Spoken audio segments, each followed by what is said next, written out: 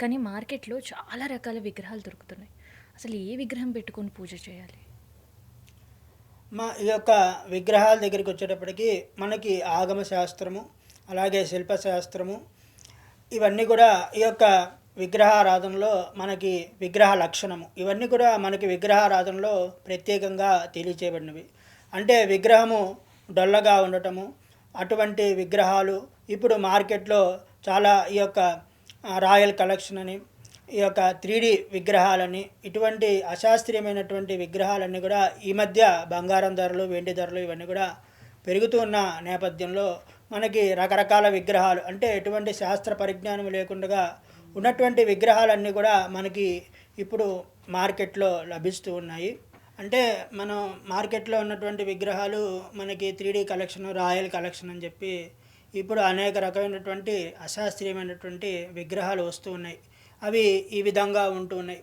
ఇవి ఎటువంటి విగ్రహ లక్షణము లేకుండగా ఇవి కేవలం రేకులుగా కొంచెం మందంగా రేకులుగా ఉండి మధ్యలో ఎటువంటి లోహము లేకుండగా ఈ విగ్రహాలు వస్తున్నాయి. మనం సంపూర్ణంగా ఈ యొక్క విగ్రహం నందు ఈ యొక్క లోహం పరిపూర్ణంగా ఉండి ఆ యొక్క విగ్రహం సంపూర్ణంగా ఉండాలి.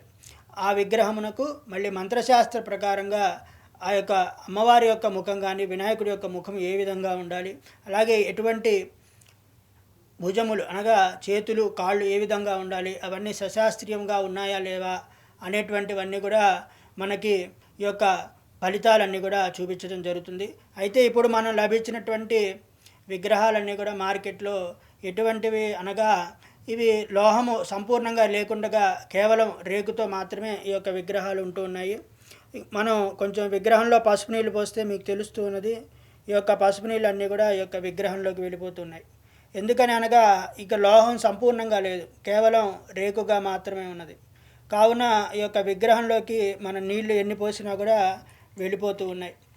కావున మనం ఇటువంటి ఆరాధనకి పనికిరానటువంటి విగ్రహాలన్నీ కూడా మనం పూజా గదిలో ఉంచి ఇటువంటి విగ్రహాలని ఆరాధన చేయడం జరుగుతున్నది. ఇప్పుడు ధరలు పెరిగిపోయినాయి కాబట్టి ఇటువంటి విగ్రహాలన్నీ కూడా మార్కెట్‌లో విరివిగా లభిస్తూ ఉన్నాయి.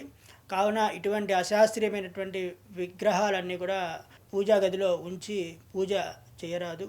ఇటువంటివన్నీ కూడా కేవలం హాల్‌లో డెకరేషన్‌గా మాత్రమే అవి విగ్రహాలు పనికొస్తాయి. మనం ఆరాధన చేయుటకు ఏ విధంగా కూడా ఉపయోగపడవు. అయితే మనం ఇంట్లో ఎటువంటి పగిలిపోయినటువంటి దేవుడి ఫోటోలు కూడా మనం ఉంచుకోం కదండీ ఇంట్లో.